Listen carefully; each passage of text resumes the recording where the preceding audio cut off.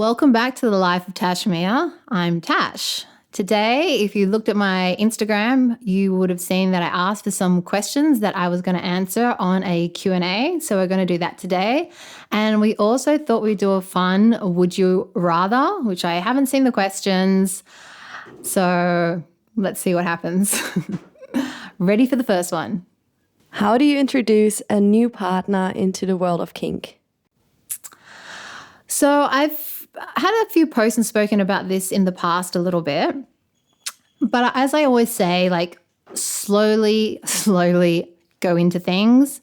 If you're with a partner who has no experience in kink or BDSM world, it's not going to be very helpful to just shock them with, everything you're into if you're quite far into that part of life, or, come up with very extreme scenarios. I always say, just like gently kind of try it on them. So the best first part of advice that I can give people, and maybe you're new too, maybe you're both new, but obviously one of you is bringing this up, so you have the interest, is to make sure you set aside time where you're not going to be interrupted. It's not a stressful time. For example, like 5:30, you're getting dinner ready for the kids, someone's come home from work. That is not the right time. Make sure you have like the proper time and space to have a chat and engage them. Now, another method to do this, and it will really depend on you and your partner's dynamic, could be when you're having a bit of playtime. And you could easily just you're both relaxed, you're both feeling playful. You could, slightly suggest I've often fantasized about you, tying my hands together. What do you think about that? So you're kind of like drip feeding them and then just waiting to gauge their reaction. So if you are, trying to have an initial conversation, maybe you put time aside as I first suggested. As I said, don't go all in too fast. Maybe just start with a few, this is what I've been thinking. These are some things I've been interested in. What do you think? Or, what are some things you're interested in? It's okay if they don't meet that with, oh my God, I'm really into it, let's go for it.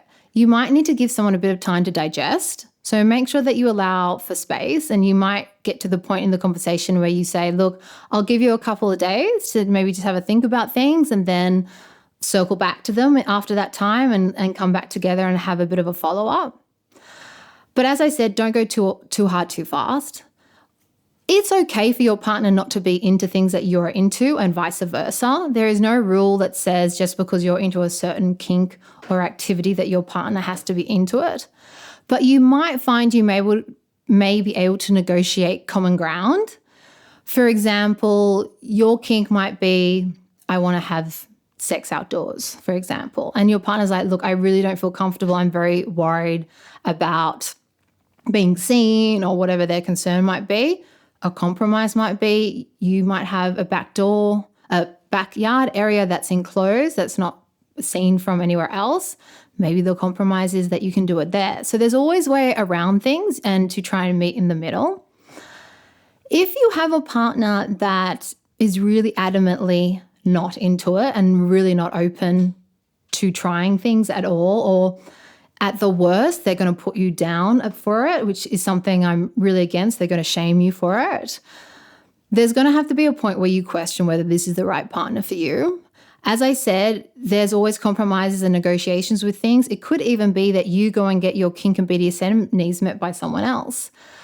But if it's someone who's going to shut down every suggestion, shame you for what you want or what you like, I would really start questioning maybe the partnership and whether it's the right one for you. And that's a judgment call that everyone's going to have to make for themselves.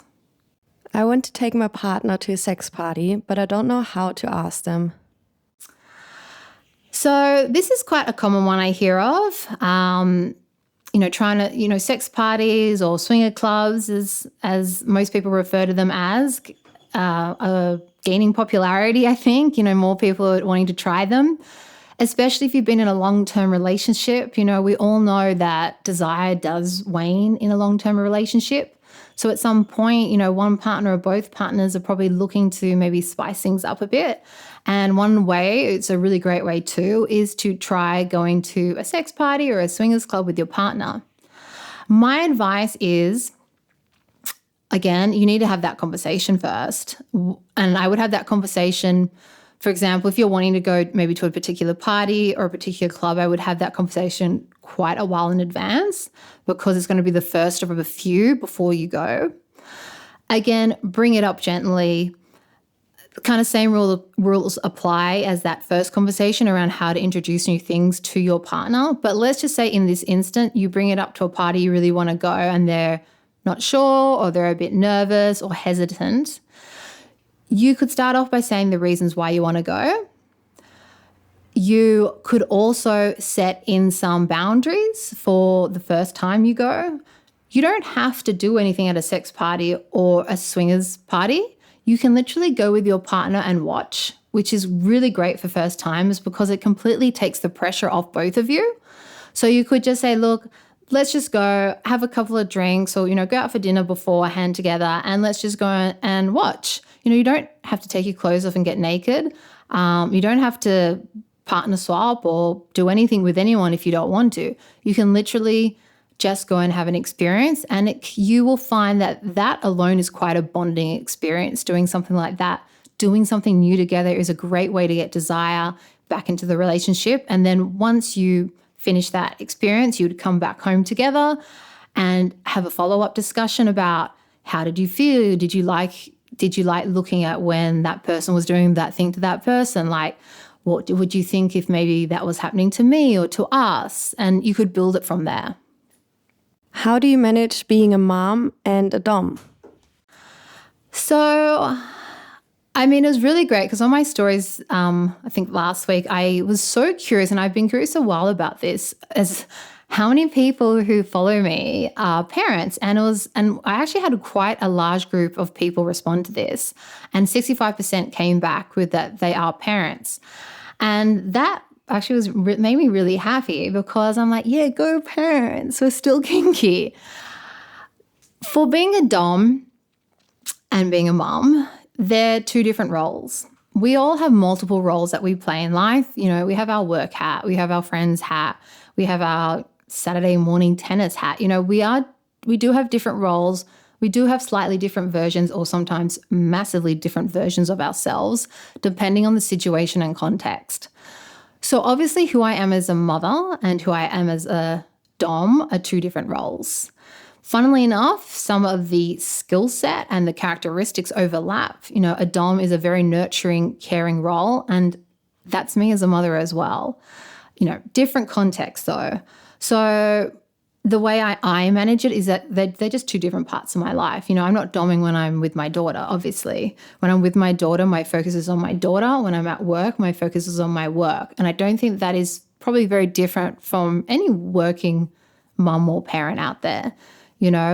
I think that the best thing you can do is to make sure you're present in whatever you're doing in life, whether that's work, going for a run, having dinner with your family. The best thing is being present. We're all bloody addicted to our phones these days, but put the phone down and focus on what you're doing. Come to Texas? So I would love to come to Texas. I've actually never been. I've been to the States quite a few times. I used to go skiing with my family at the end of the year around Christmas time, but I haven't been for a while. So I'm not coming to Texas anytime soon, but I thought I'd answer this one anyway because I do get a few questions, DMs and other times when I put up Q&As about if I'm coming to XYZ. At this stage, no tours are planned, but keep an ear out. There might be something happening in 2025, more likely to be Europe than the States, unfortunately, but definitely something I'm thinking about. How much is the annual income for a dominatrix? So this one is very difficult to answer for a number of reasons because, one, it depends where you are. Supply and demand exists for every service and product, and it's going to be different where you're practicing for what the rates are. So I can only say what the rates are for Sydney dominatrixes, to be honest. There's rates overseas in Europe. There's also more markets in Europe. For example, there's more DOMs in Berlin. So that is obviously going to be, there's a higher supply, but there's also higher demand there. You need to look at how much you're going to be working. Now, as again, I practice professionally in Sydney. There is not a huge market here. We are quite conservative when it comes to sex, BDSM and kink. When I was full-time pro-doming, I was lucky enough to be able to have it as my full-time career. But most of the DOMs I know here, it's generally a second job. So that's a very hard way. I know I'm not answering the question, but it really depends. There's so many factors towards that. I can say from my personal experience, when I was pro-doming full-time, probably doming a little bit too much though, I was making nearly the same as my high-paid corporate job. So the income was quite good. You do obviously have costs associated with it though. So my rent had to come out of that, my equipment costs, costumes, any tools or replacement things I needed to do. But yeah, it's quite dependent on how you're practicing. My partner is heavily involved in food play, but I don't like it. How can I set boundaries? It's not your partner's responsibility to be into what you're into. So you don't have to do anything someone asks of you. I just want to be very clear about that. Like, that's where enthusiastic consent comes from. It should be a hell yeah if you're going to do something, not a I guess so. My partner really likes it. It's going to make them happy. That's not enthusiastic consent. So that's not a reason to do it. But you could negotiate common ground that both of you could get your needs met. So I'll give you an example with the food play. Your partner might be really into food play. That could involve things like maybe rubbing food all over their body, having them eat off your foot, sticking your foot in a cake and then shoving it in their mouth. Some examples of food play. You're not comfortable with that.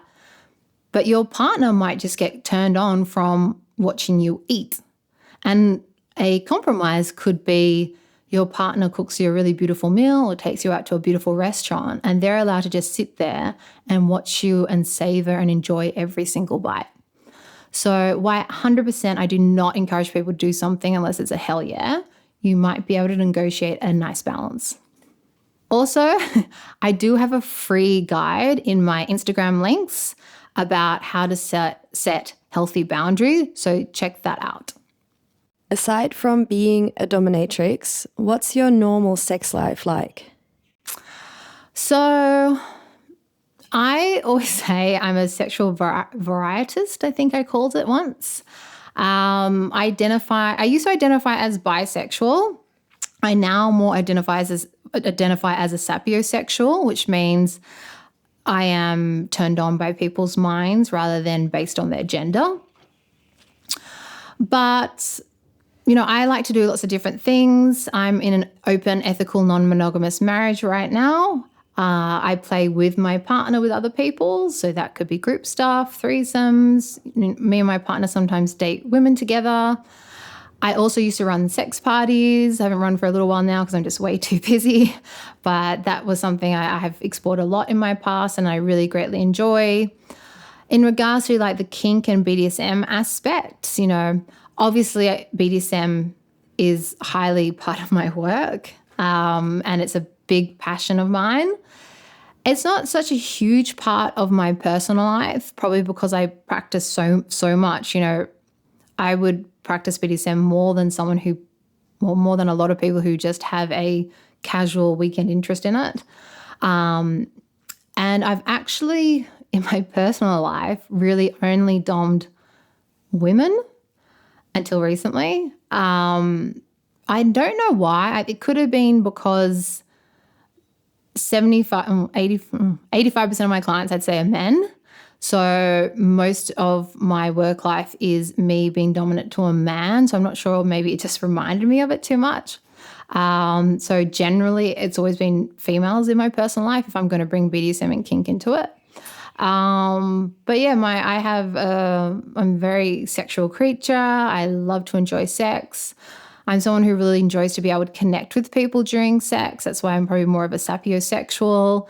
To me, sex is also can be a very spiritual thing with someone. Not always. Sometimes it's just fun. So I don't view my sex life as any one thing. Sometimes it's lovemaking with my husband. Sometimes it's playing with my girlfriend. Sometimes it's exploring power dynamics and kink with someone.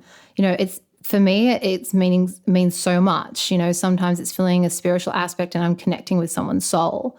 For me, it can be any of those things. How do you cope between having an authentic life and a secret life? So I don't really have a secret life. I think that's how I cope. My life is authentic. That is really what I believe my business and brand is now. It's authenticity. And that's certainly what I've built my brand around, is just being authentically me. Don't get me wrong, I didn't just arrive in this life authentic. I had to work really hard over many years to get here, because I didn't want to have to pretend. And I certainly spent many, many years, especially in my corporate life, for like close to a decade, pretending to be someone I wasn't. Being in my masculine a lot of the time when I didn't want to be. I talk with a lot of women, and you ask them, like, do you feel drained and tired, and do you feel that you're just always in your masculine? And so many feel that way, and they just want to be in their feminine more.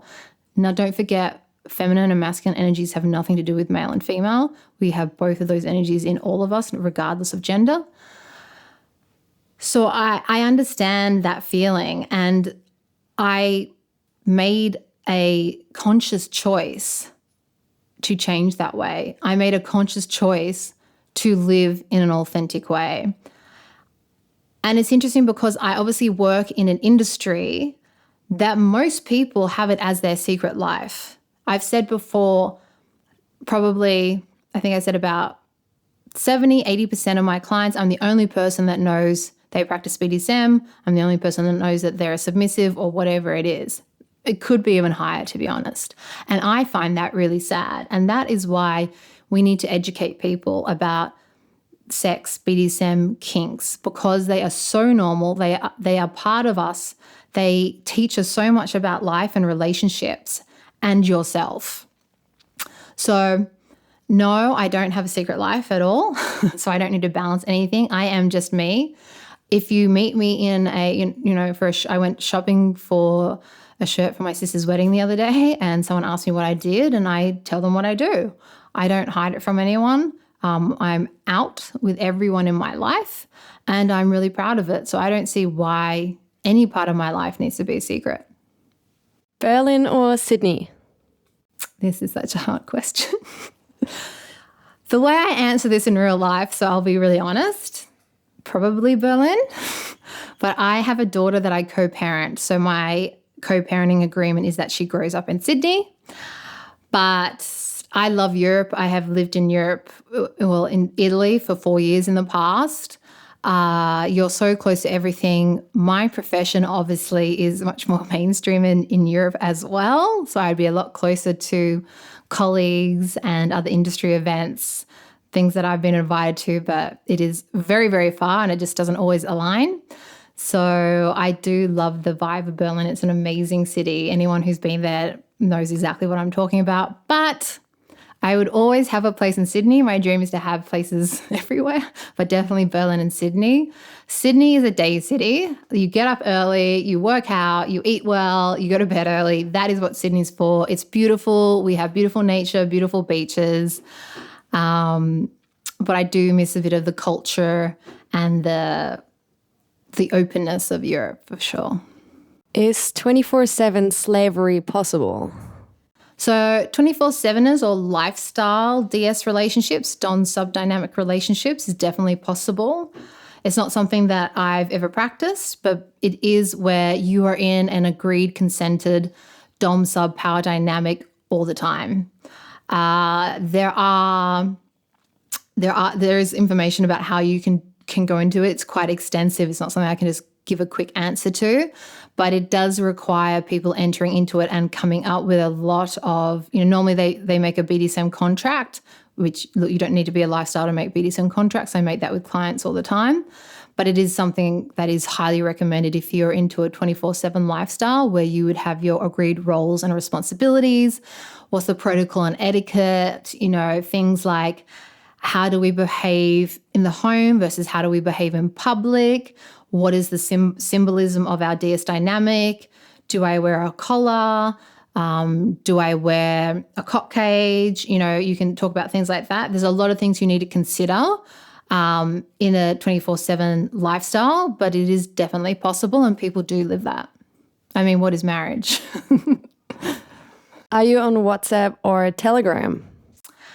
I'm not on WhatsApp for business-wise, but I will be getting into Telegram. I have delayed it as long as possible and it keeps coming up. So I will be looking at Telegram. I'm not sure exactly how it works yet in early 2025. So I will be announcing that once it's up and running. Nice. Let's get to our would you rather questions. Would you rather have an endless wardrobe of fetish wear in every style and color, or have a magic chest full of every kink tool and toy you could imagine? I don't know. This is good. I'm leaning towards the closet. I love kink fashion. I love dressing up. I have to stop myself many a times a week not to buy more kink stuff. I am obsessed with it. It is so expensive though. The reason why I'm not going with the tools is because I can make a session without tools. So I can make tools out of anything as well. So maybe I don't need the magic box so much. It's still nice to have, but it's the icing on the cake. Would you rather have the perfect playlist that intuitively syncs with the mood of each scene, or have every room you enter automatically adapt to your ideal temperature and ambience for play? Oh, that's a good choice. As anyone that wears latex knows how bloody hot it is. But the playlist, sound is sensory is so important. So both those things play with sensory aspects because obviously your temperature is what you're feeling. But audio, the audio sense of us is also extremely important, especially in sessions. Music, the sound can really make or break a scene sometimes. And obviously I have some just set playlists, but sometimes I wish I could know ahead of time so I could prepare a bit better, because I'm like, I've done scenes before and I've thought afterwards, this type of playlist actually would have gone way better with it. So I think I'll choose that one, having just the playlist for the mood for when you enter come on. Would you rather only be able to play in public settings or only be able to play in secret private locations? I am a little bit of an exhibitionist, but the fact is not a lot of other people are, so I'd probably be playing alone in public if that was the scenario. So I think I'm going to have to choose in secret, because I think I'd have a lot more willing participants and a lot more people willing to do more things. Would you rather have a live-in submissive who cooks, cleans, and takes care of everything, or a personal play partner who's available for scenes whenever you desire? Ooh, well, I can't really have the 24/7 because I have a daughter. So that one's just out by choice. So I guess I'll go with the play partner who's ready for me whenever I'm willing to go for. That sounds pretty good. Would you rather have a partner who can read your mind in the bedroom, or a partner who perfectly follows every spoken command without question? This would be setting dependent. If it was in my personal life, maybe the first one. If it was in my professional life, definitely the second one, that they can follow my commands to a T. So if I have to choose, that's a hard one. Maybe I'll choose my professional one because sometimes in the bedroom you want to keep them guessing. You can't make it too easy. Would you rather have a partner who's an expert in shibari or one who's a pro at edging and teasing? Definitely edging and teasing. I'm not a very good bunny. Although my friend just says I'm just not like surrendering enough. I can surrender pretty well with other things. And maybe that's true, but also I'm not very flexible and my muscles are very sore from working out a lot is my reasoning. So I definitely would go with the second one. I love to be teased. I love to be edged. I love making play go on for hours and hours. Last one. Would you rather have the power to make anyone obedient to your commands for 24 hours or the ability to make anyone reveal their deepest desires to you? I'd probably be more into their deepest desires because I think that's where the fun lives for us. I love shadow work. I love playing with people in their shadow, even in the studio, because we are actually fascinating creatures. And the things that we desire, the things that turn us on, are really like little insights into our souls and into who we really are. And it is such a beautiful part of us, and so many people don't embrace it. So definitely 100% that I would love to see into people's desires. So I hope that answered your Q&As and got to know a little more about me and my choices. And as always, stay kinky.